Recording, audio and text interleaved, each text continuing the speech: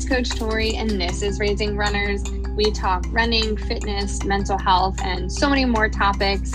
As the founder of a youth running program, I approach all of our conversations with our youth athletes in mind and kind of have a focus around those things. But as you will see, we are finding that all of these topics relate to runners and people who like to move and do fitness or anything like that. Relates to everybody. Check it out.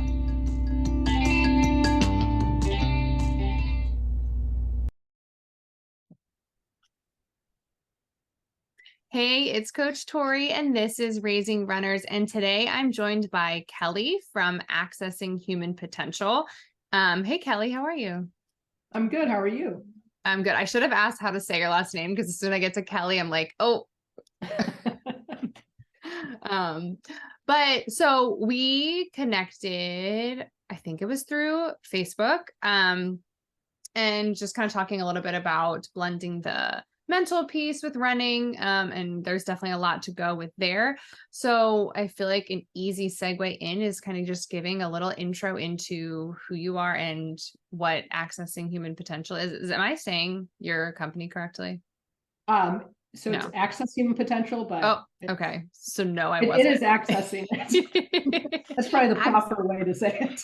Access Human Potential. Okay, so I had it all wrong, but yes, tell us all about that, and hopefully I'll get the name right next time. No, not. So my name is Kelly Oberle, and I have a company called Access Human Potential. And what I do is work with athletes of all ages on mental performance. And really we'll try to create a mindset that allows them to not only have confidence, but perform at their best. So, we do a lot around process over outcome, so that it's not so much you're competing against someone, it's more of you're competing against yourself. And the goal is to create, sports as something that is a benefit to you, and you walk away knowing that it's a part of who you are, not all of who you are. So that's kind of, there's a lot around it, but that's probably the 200 foot high, or the 20,000 foot ceiling, or whatever that is. Yeah, I was gonna say, I actually have no idea what that is, so I could not even help you out. I think it's a 20,000 foot view. That's what it is. Oh, okay. I like it. And so now you did softball mostly, and then you also coach softball. Is that right? Coached or coach? Yeah. So I played softball in college, and then went out and I had a whole corporate career. And then about 15 years into my corporate career, thought I might've missed my calling. So I went and started coaching high school softball and running kids camps and things like that.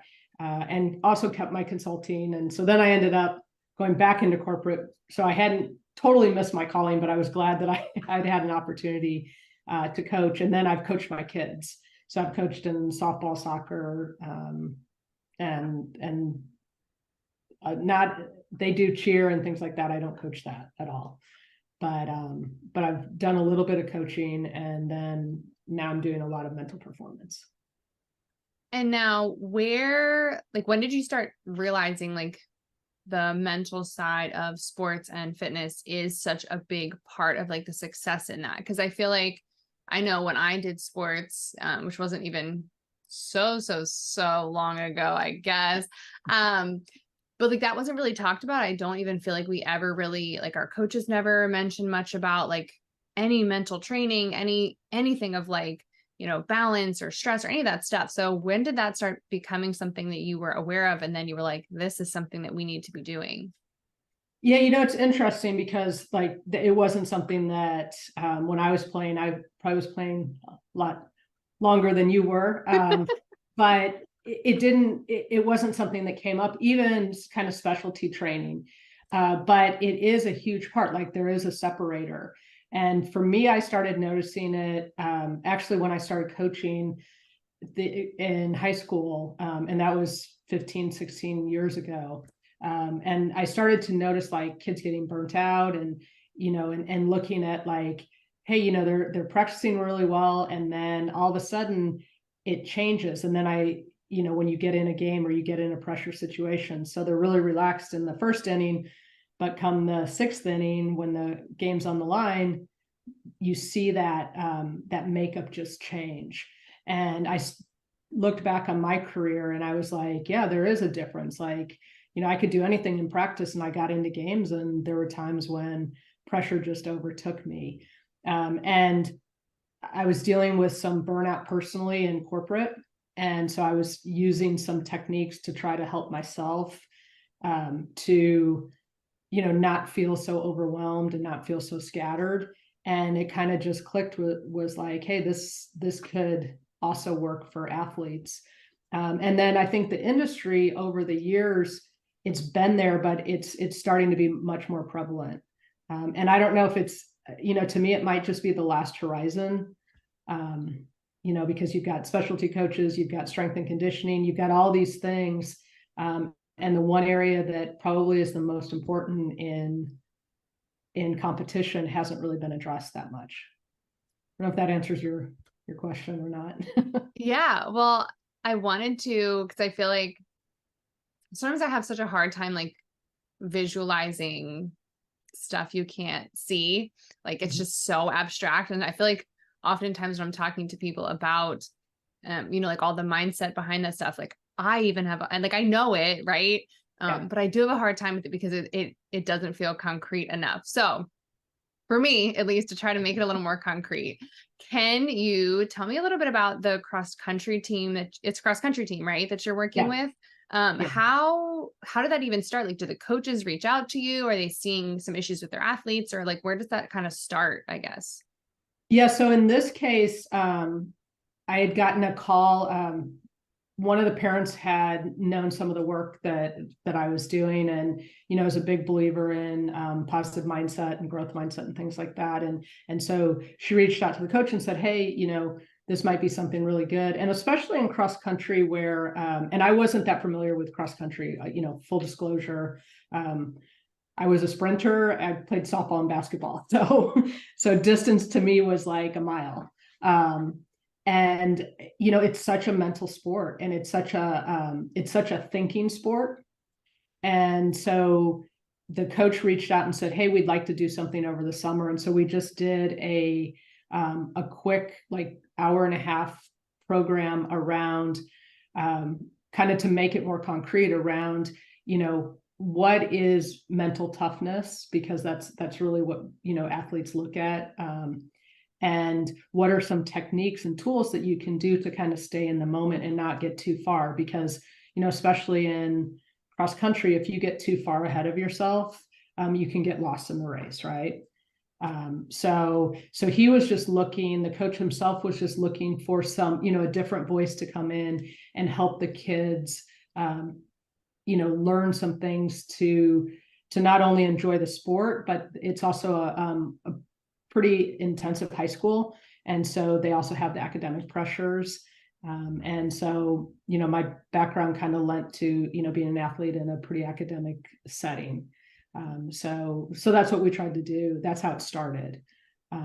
So kind of he recognized that he wanted something to help them that wasn't just all the physical training. And so we started with one, and it seemed to the kids seemed to gravitate towards it. So then we put it into a year-long program. Oh, wow. That is very cool. So I know it happens all the time. And I'm like, I don't know how I haven't figured this out yet. And all the times I've podcast that, like, I have like 12 thoughts I want to go to, and I can never pick which one to start with. And then I know I'm going to lose all the other ones anyway. So, but now high schoolers, that's most high schools, I believe, are like 9 to 12, right? So grades 9 to 12. The maturity can be very different, across those ages, right? Because that's what, 13, 14 to almost 17, 18. Are there some like prerequisite skills or kind of like developmental milestones or something that like the kids probably have to be at to be able to even like grasp the concepts you're talking about, or to like have these kinds of skills? Or is it kind of just like, it's so baseline that anybody really can get it? I don't know if that even makes sense as a question. No, it does. Because I think there's the academic piece of it, and then there's um, or there's like the cognitive piece, and then there's the physical piece. And so and I think at any age it can be overwhelming if you try to teach too much too soon. So, there is a maturity level. I don't know if maturity is the right word, but there are some 13-year-olds that are way advanced in being able to understand growth mindset and being able to stay within themselves and calm themselves down and do breath work. Um, and there are some 18-year-olds who, can't grasp that at all. So I think what I try to do in the program is introduce topics and make it very relevant to what they're going through, and ideally have a majority of them be able to have a tool that they can use. So everyone can understand proper breath work and they can practice that, and so that can be a baseline tool. People can understand chunking a race, or, like looking at, if this happens, what are my options? Things that you can do from a mindset perspective. So, but I think it's like teaching in school, right? Some kids will grasp it a little bit faster than others. But we try to I try to bring it, and I don't mean it like bring it down to a level, but I try to make it so that we're not overwhelming the kids. And it does come down to, though, they have to believe in it and they have to, use it. And I think that's the bigger barrier, is like, hey, is this going to help me or not? Right. Yeah. So with like the whole buy-in of it, because I was also thinking that, especially with runners, and I'm not so sure about like younger runners, but I know like people who've run all through their lives, we get so wrapped up in like being a runner, and I work hard and I like stress and I like to overcome obstacles. But we always talk about, like, as coaches, like, you can't out train, not resting, being stressed, like those things you do have to account for, and you can't just like work harder, work harder, work harder. So how do you get the buy-in of like, you need to actually separate that and have the balance, have, stress reduction, and those kinds of things. So I feel like a lot of us are just like, oh, I'll just work harder and it's fine. Yeah. It's an interesting thing, because I can tell you that, like, I was that kid that went out and took 100 balls, at 100 ground balls. And, the more I took, like, I felt, the better I was going to get, until I couldn't lift my arm, or, I couldn't move as well. And I think, the buy-in that we try to get with, especially with runners, is that, and this is more of the academic pieces, is that, progress isn't linear. And so, rest, all these components matter. And part of it is a mental mindset of like, if you go out and you put a bunch of mileage on yourself and you never put time into recovery, or what your nutrition is, or what your hydration is, then on race day, you're not going to perform at your best. So it's kind of an education around that. And I think, sometimes teaching them to listen to their body, which I think at a young age is harder, because it's harder as an adult. And actually, some of the adults I work with, just in general in sports, it's trying to help them remind themselves that, hey, I don't always have to push through. It's not always positive to push through. So I don't know if, that's the thing, is how important recovery is. And that is a mental piece, because you always feel like if you do more, you're going to get more. And in reality, that's not how it always is, right? Right. No, exactly. And I feel like it's one of those things that's so hard to like, until you do it, you don't see it. Right. And so it's like, I just need you to trust me, which I'm sure you have to have, like, you do a lot, is like, you just need to trust me on that kind of stuff.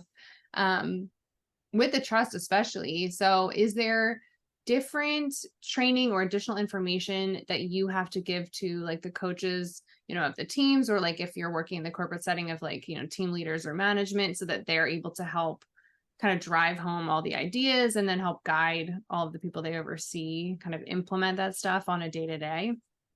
So in the ideal situation, like, and it's not always ideal, but, we really say, like, you've got to trust the process. So, but as far as I like to introduce a topic, we kind of talk about it, and then give tools and techniques to reinforce it.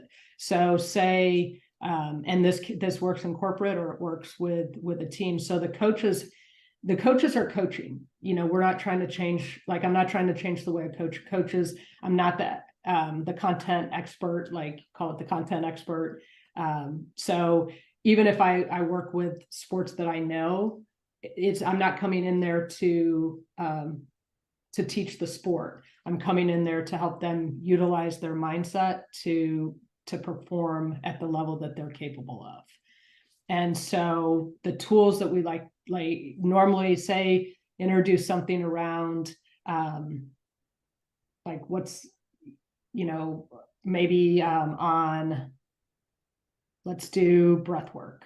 So that's an easy one. So here, teach a breath work technique like a physiological sigh, where it's a simple tool for anxiety. So you breathe in twice. Are you familiar with it? No.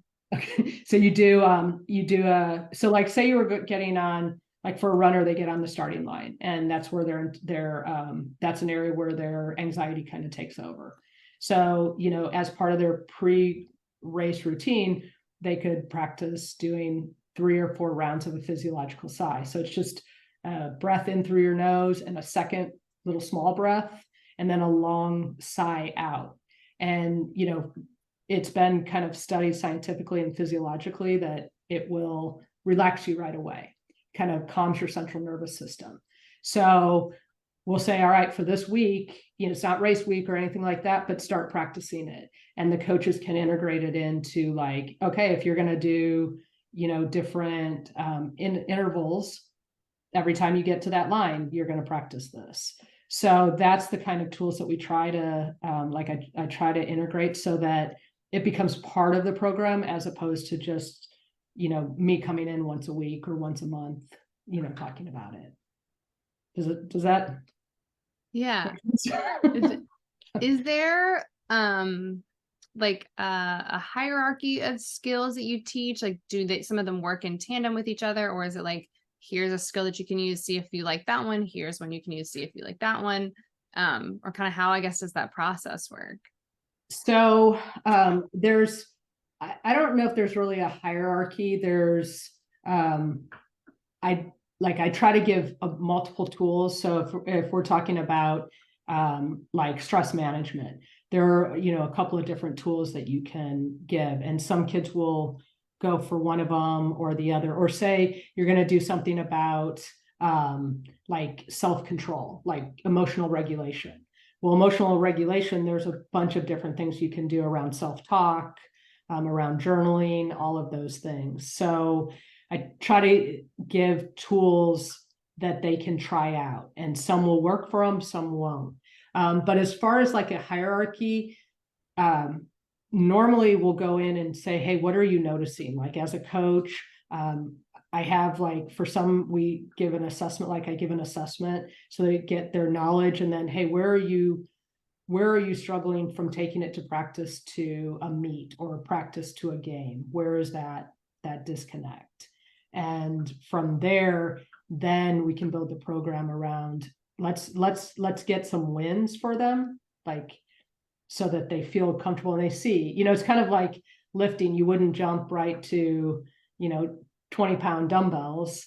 But if you can do 5-pound dumbbells, then you can move up. And so that's, I think mental training is a lot like physical training. So there's not necessarily a hierarchy. There's just a, like, where's our starting point? Right. Yeah. Now we're mid-September, so I imagine the cross country team has had a little bit of time, like in meets, or how are they doing? I'm like curious if they like, if you've seen a difference, if the coach has seen a difference, if the athletes have seen a difference, like how are people feeling about how it's going?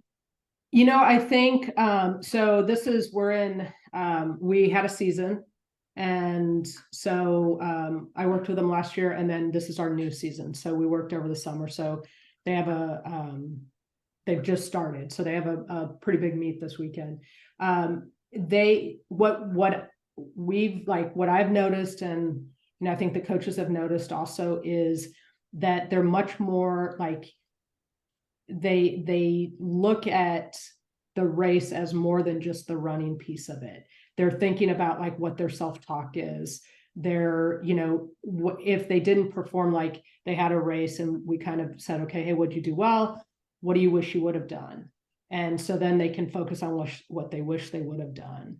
And I think, like no matter what age you're at, if you can kind of do those check-ins of, hey, I did this well, if I did this race again, or if I did this run again, maybe I would push a little bit more uphill, or maybe my kick at the end wasn't where it was. So we're noticing that they're using some of those strategies, and they've got some self-regulation techniques that can help them in school. And because at the end of the day, again, a large percentage of people who play high school sports, they're playing high school sports for the experience, and the future is, we want them to just be healthy athletes when they're done. Some will go on, they have players that are runners that have, are running in college and have a good opportunity this year too. But the majority of kids that play high school sports, their future isn't necessarily Division I and then pro. That's just, it doesn't mean it doesn't happen, but you want them to want to play in high school and want to run in high school and want to run when they're out of high school or out of college. You want them to be 40 running. Right. That's the deal. And, not have like bad memories of what that is. Now, do you explicitly talk about how the skills that you're teaching can help in settings outside of like, the sports teams or whatever? Okay. So you do give those kinds of examples. Yeah. I wasn't sure if like you just assume people can kind of put it together, right? No.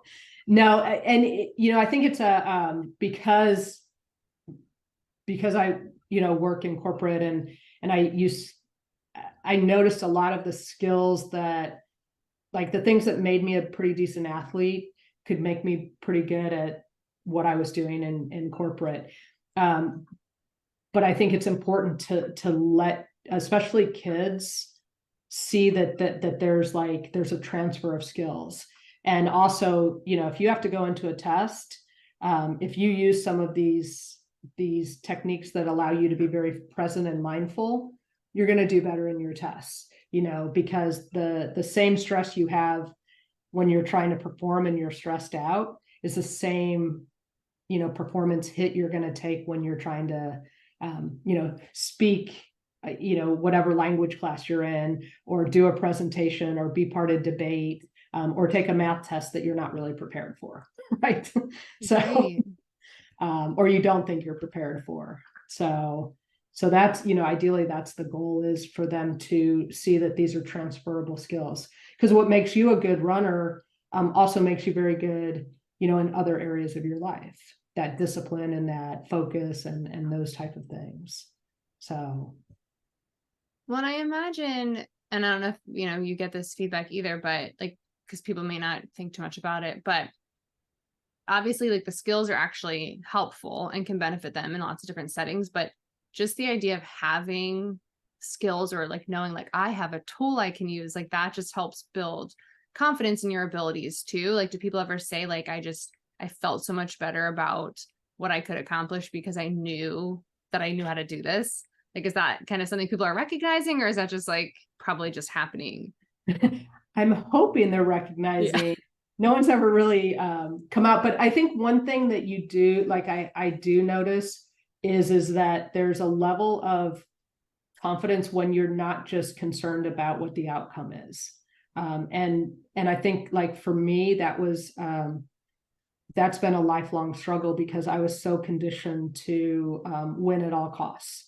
And there's nothing wrong with being super competitive. Like I still like I want to win cornhole against my kids, like, but I think if you put your self-worth on that, and so I think that's the thing that we're really trying to, like, one of my goals is to try to help realize that, hey, if you perform at your best ability, the rest is out of your hands. And I think that gives kids the confidence of like, hey, if I know I gave 100% and I left it all out there, then the rest is kind of out of my hands. If I didn't give that effort, or there are things that I could do differently, then I get that chance again. So I think that builds an inherent confidence. But, you know, again, you're dealing with 13 to 18-year-olds in the high school setting.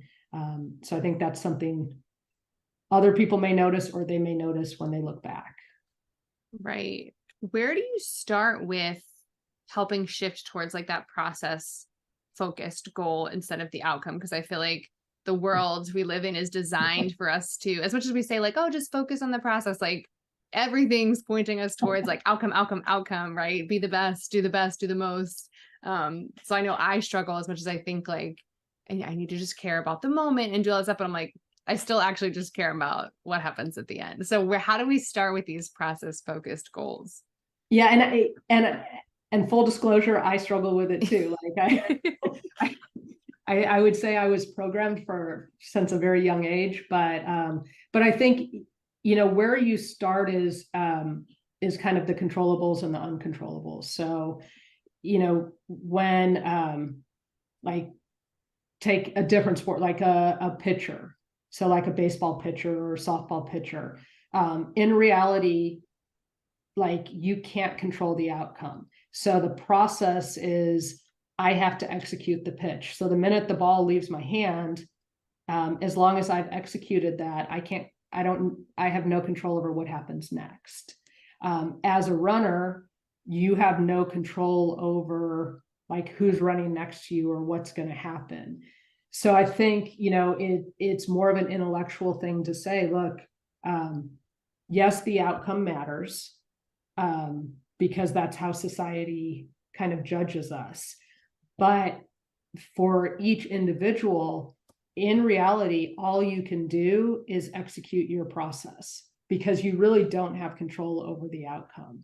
So that's the difference. It doesn't mean you don't want that outcome. Like, you know, every professional tennis player wants to win the US Open, right? Like, you know, every runner who's ever tried to run the Boston Marathon wants to win the Boston Marathon. But there's only a select few that can get there. And I think for cross country, that's been the most interesting thing is that, you know, it's a team sport made up of a lot of individuals, but you don't necessarily win, right? You try to get your team across, and get, you know, the times that you can get. And so I think, you know, it's very challenging to change, like, I don't care about the outcome, because you do want to care about the outcome. It's just that you don't want to put all your worth and value in the outcome. And you want to remind yourself that you could run a perfect race and someone could come out of nowhere, right? And it doesn't mean you didn't run your best race ever. You know, you didn't PR. It just, someone else just PR'd faster, right? Right. So I don't know if that helps. Yeah. No, I know. I feel like it's such a hard concept. But then once you get it, I feel like you do get it, because you're like, I feel so much better when I care about what I'm doing, things I can control, like you said. But I do feel like that's hard to get there sometimes. Yeah, and I think like I know for me where it was like, well, if I don't focus on the outcome, so am I not trying this hard? Like, do I not care? And you know, and I've like, you know, it is a mindset shift a little bit to say, no, you can totally care about the outcome, but you have to realize there's so many things that are out of your control. And, you know, including just like the universe, you know, like how come you could have everything go your way on those days that you win, and on other days you could have one thing after another just come out of the blue. And so that's where I started to be like, okay, intellectually, I really don't have control over this. But I do have control of how I show up. I have control of the effort, the preparation. But, you know, as a runner, you could wake up, have done all the prep right, and wake up and not feel your best. And then what do you do? And that's what we've tried to teach the kids is most people don't always feel their best on like the important races or the big race days. You hope you do. But you take what you have and you work your process, and you know, work your mental game, and you leave it all, whatever that is, you leave it out on the course, and the outcome becomes whatever it is. I don't know if that helps. Yeah, no, I think it's so cool that coaches are recognizing that like this is so important and like reaching out to you to have, especially starting so young, right? Like they're not going to have all those years of just focusing on, the wrong things. And then they become adult runners and they hate running. And they're like, why have I been running for 20 years and I hate this? You know what I mean?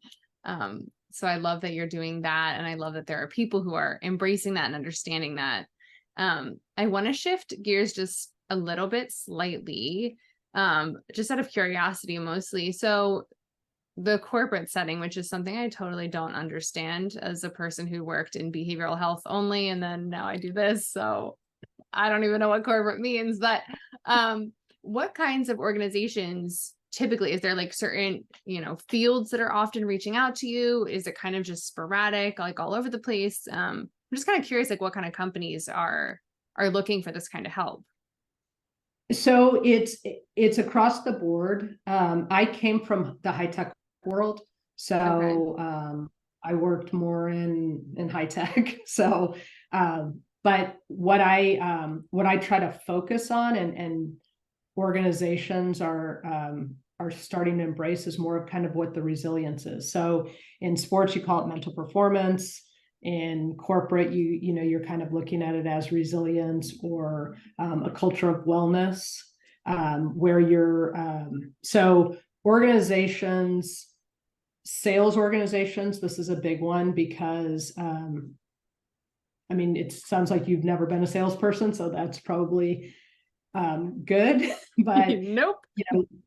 sales is kind of like, a bunch of practice until you hit, like, you get to the game. And it can be very you have to follow a process, you have to be self-controlled, you have to have discipline. And so learning, skills, that goal setting, and learning how, like, hey, you've got to trust the process, you have to just keep going. It's like you practice, and then you've got a game situation. So organizations that are looking for high performance teams, and that can be across the board. So I do, like, I'm doing a administrative staff of a junior college. We're doing like a high performance team retreat, and we're going to cover a lot of these type of, like, one, just resilience in general, dealing with stress and anxiety, and then kind of what your mindset is, and then how you communicate and hold people accountable, because as an athlete, you've got to be able to communicate and hold people accountable. So that's a huge corporate initiative.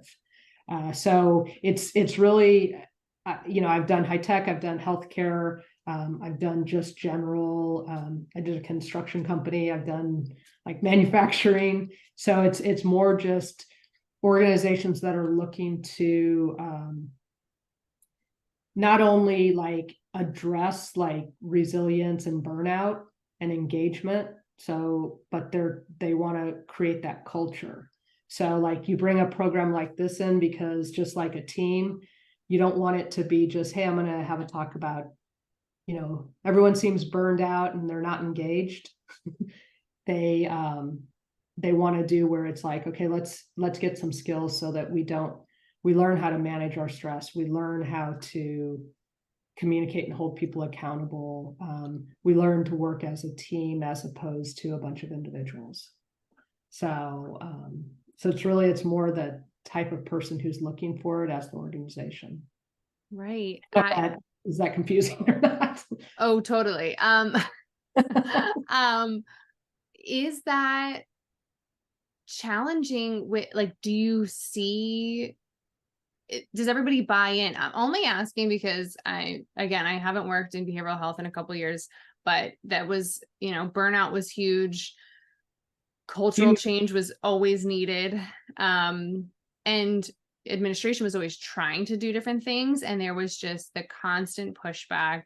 But it was also, internally, they're trying to change. They're not bringing someone external in to help, teach skills. I'm just I'm just curious how much, are people just like, yes, please teach us this? Or they're kind of like, no, or, how does that all start? I guess that process like that. Yeah. And again, like there's not a clear cut, everyone's in or everyone's out. Mm-hmm. What I've found is there have been some organizations that I've went into and the culture is just toxic, and it's not ready to change unless you make major changes. So it's more of a band-aid that Mm-hmm. you're giving people skills that might help them personally, but it's not going to necessarily help the organization. And then there are other organizations that that their employees are looking for things. They're looking to understand how to work better together. They want to be able to communicate, better. They want to have more engagement. And the other thing is that, if you're an organization that wants to make changes, it can't be just, hey, we're going to have this presentation and then you don't do anything.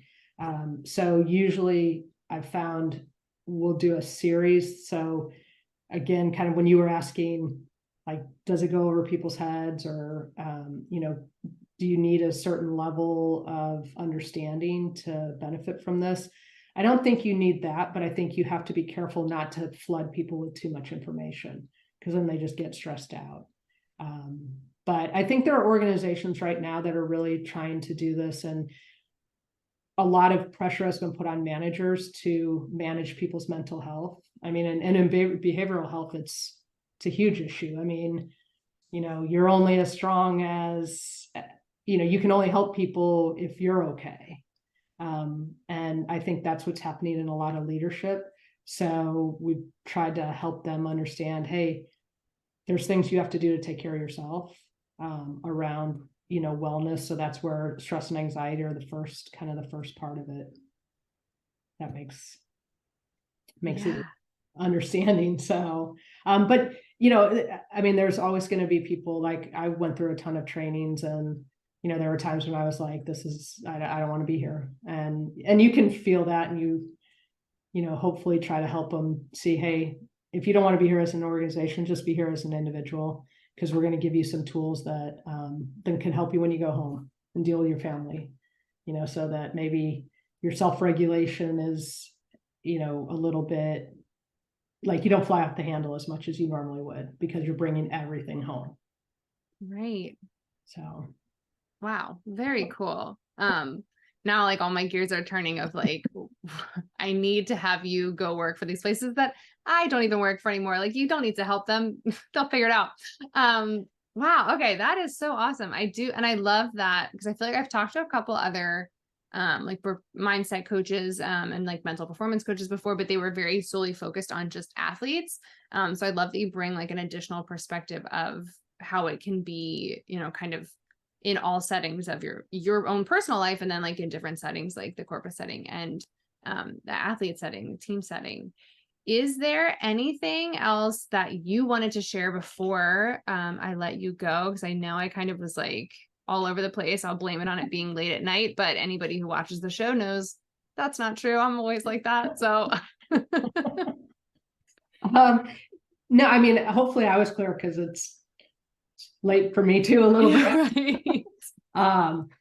Or maybe I'm like this all the time too. So Yeah. yeah, I think one of the things is that I started this on the corporate side because I had suffered from burnout and those, I think I had said that earlier. And so I was trying to find strategies, and I have a pretty strong background in emotional intelligence and like positive psychology, basically. And there's a thing called appreciative inquiry, where you look at what are you doing right as opposed to what you're doing wrong. And so that was kind of what I was doing in corporate. And I ended up meeting an athletic director who was like, hey, have you thought about doing this for a team, because you've got a background. And then the light bulb went on, because I was like, yeah, that's what's been missing for me. And so that's kind of how I think I told you like how I ended up. But that's kind of the whole story.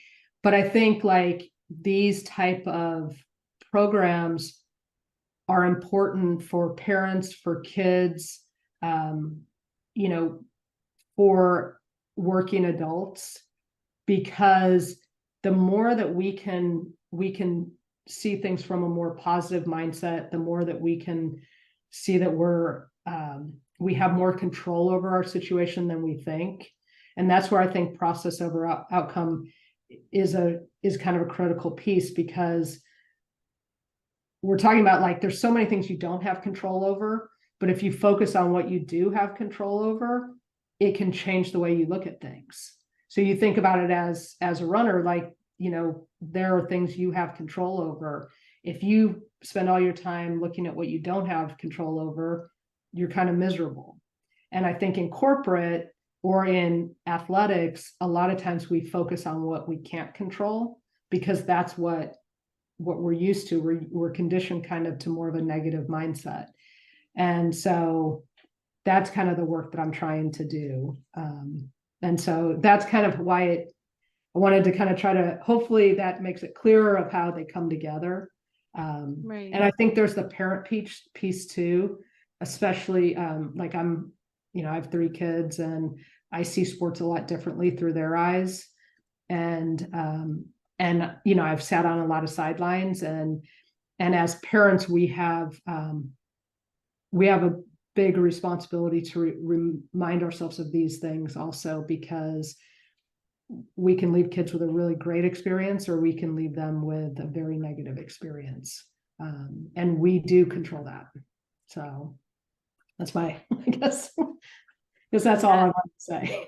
So well, I'm glad you threw the parent piece in there too, because I feel like it's been a while since we've talked about, you know, how we are affecting kids, especially when we are, you know, in the sports setting, because there's so much there. But instead of getting into a whole thing, I think you summed it up great, because I could just now go on a different tangent.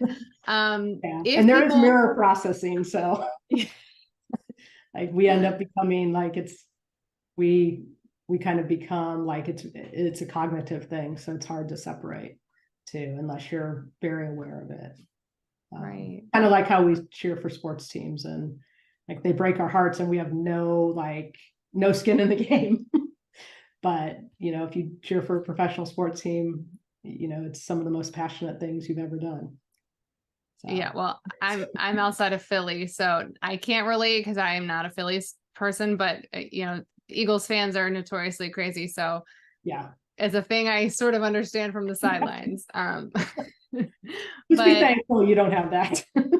Yes, I know. I'm like, who has the time to care about a whole other group of people too, outside of just my family? But thank you so much. This has been really fun.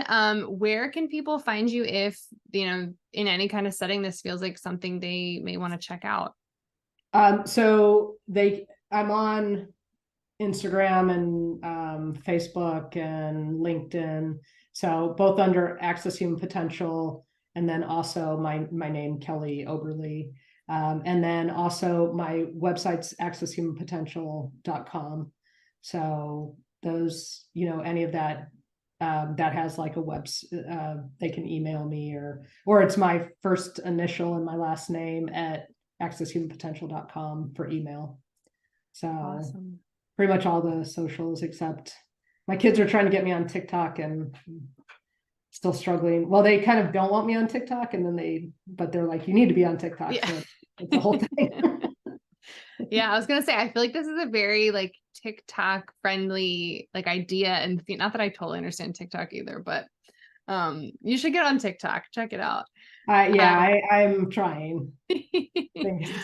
Well, I'll make sure all of the links are in the notes so people can find it pretty easily as well. And thank you so much for taking the time to talk to me late on a Thursday night. No, thank you. It was very enjoyable.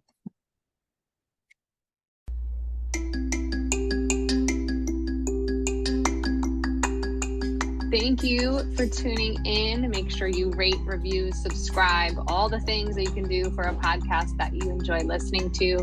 Make sure you check out social media, our website, any of those things. If you have questions, comments, interview requests, feel free to email me, at marickyrunclub@gmail.com.